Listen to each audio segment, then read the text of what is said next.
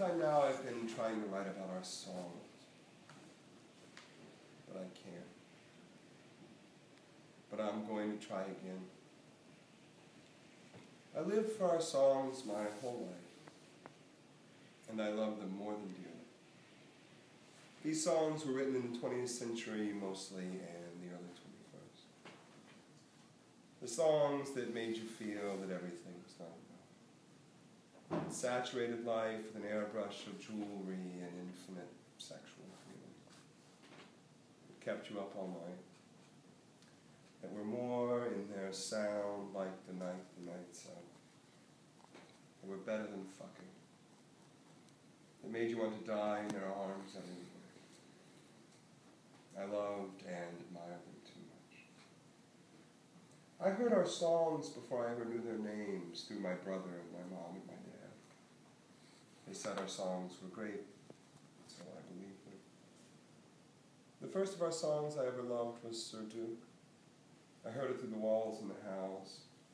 It made them seem watery, thin, like skin deep. And I remember falling in love. We lived together in a blue and white place. I had a bedroom with a window overlooking the street light, a basketball hoop, and some cars. Your average little villa suburban. My family liked to listen to music, so logically I did as well. All I thought of were the records, the way they made me feel. Playing our songs was mainly dreaming. Our songs were meant to be endlessly repeated. They made you want to dance a lot, they made you want to sing a lot, they made you want to tear the whole goddamn thing apart. I think that almost everything our songs made you want, they made you want to do it a lot. Our songs made us go to extremes. Or perhaps they just found us there. Our songs were made of ragged gloss, immaculately done and full of candy. They were like abandoning cessation. Young forever, always new, the purest stuff. Dark and absorbing and bright with luscious changes and effects. Our songs were like a movie of Romeo and Juliet made in a commune by the sentient effluvia of nothing, mainly gold, and demanding to tell them about them. Our songs were always early. Our songs would make you hate them one day and then the next feel compelled to defend them with your life. If you liked our songs one time, that absolutely didn't mean that you would have to like them the next. Our songs were very intelligent. Thus liking them or disliking them was purely emotional, depending on how you happen to feel at the moment. This could be infuriating. But it was terrific too. I mean, likes and dislikes are really pretty boring anyway, once you have them. Our songs had beautiful voices. There were so many tones, fast, defiant, obsequious, melodic, to the point, shameless, often garish, elegant, both too much of this world and not of it at all. Our songs were not something you wanted to argue about unless you were very good at denying the ecstatic station. Our songs were data pastries capable of setting steam and snowflakes on fire. I know that they knew that they were, so they were. Our songs had a way of enveloping the room.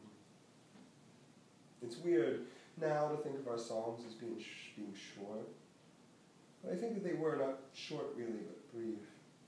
They were 3 or 4 minutes, mainly about longing, or fulfillment, or about the impossible, or sex. It seemed strange that our songs could support all that feeling and exceed it in the end, like new life. Our songs were more capacious than human conceptions of God. Cloudless and starry, their furnace mansions, and their sweet, dependable claim on our souls. Their empty vessels, our moist eyes, and our glowing red complexions. Red partly, I think, from having come so hard from listening, and partly, I think, from confusion at how involuntary all that coming seemed, or partly seemed. Our songs were like an aspic suzerain of dreams come true. And if they'd had a ring, I would have kissed it to deepen the chintz of life's arresting costume jewels. They were their own bright orange moon, guarding midnight and thought from the martial indignities of work. I worshipped them because they were the serpent and the lamb, because in being that, they taught you how to love. Our songs didn't cost very much. They excelled at kismet. Partly because we'd been wishing for them, partly because they were our wishes. Our songs were generous. Our songs never took back the things that they gave us, and if we were loyal, they gave more and more, so that after their potential was exhausted, they replenished themselves with miraculous efficiency. Our songs were generous. Our songs were excessive. More than excessive. Sometimes when we were drunk, they could be downright overwhelming. They were worth it. Some songs could get by with a lot. I was all for it. If you were able to get away with it.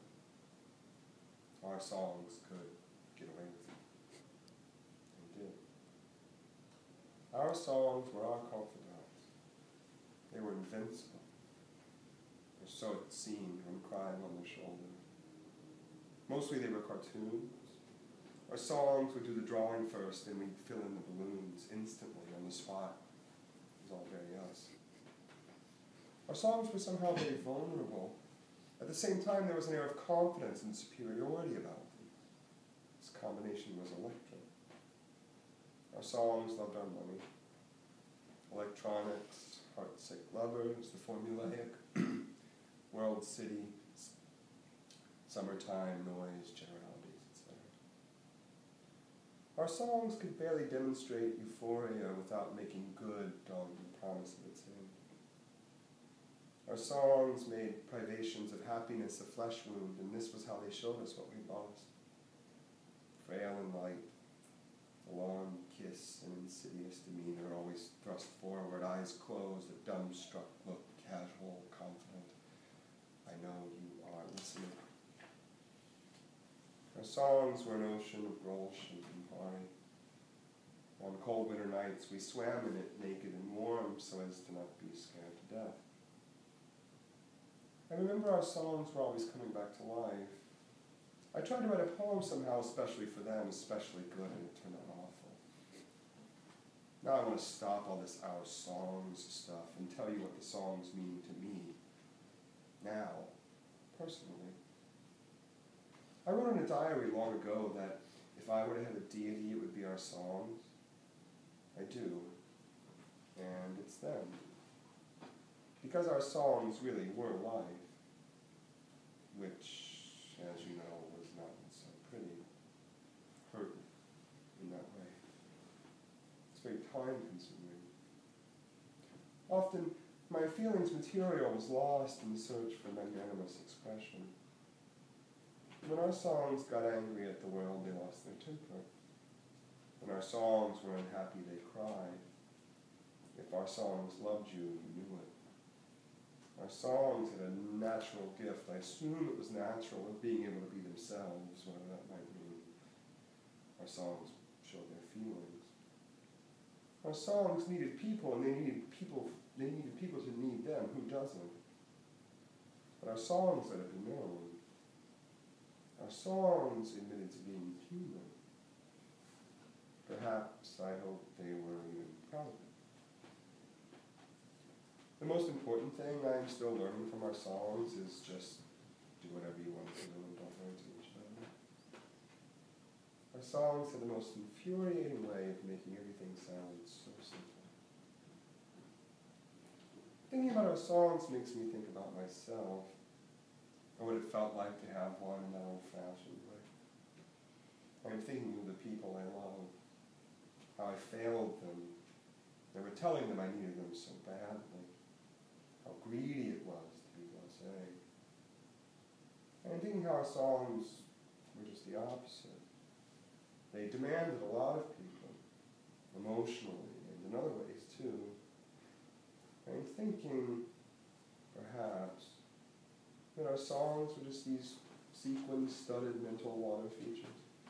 Electrified by avaricious world spirit feeling and excelsior, they grew multicellular and sentient, then diffused themselves as a live stream of rebel natalities and joined to the emergence of a restive public world before things like that were eclipsed altogether.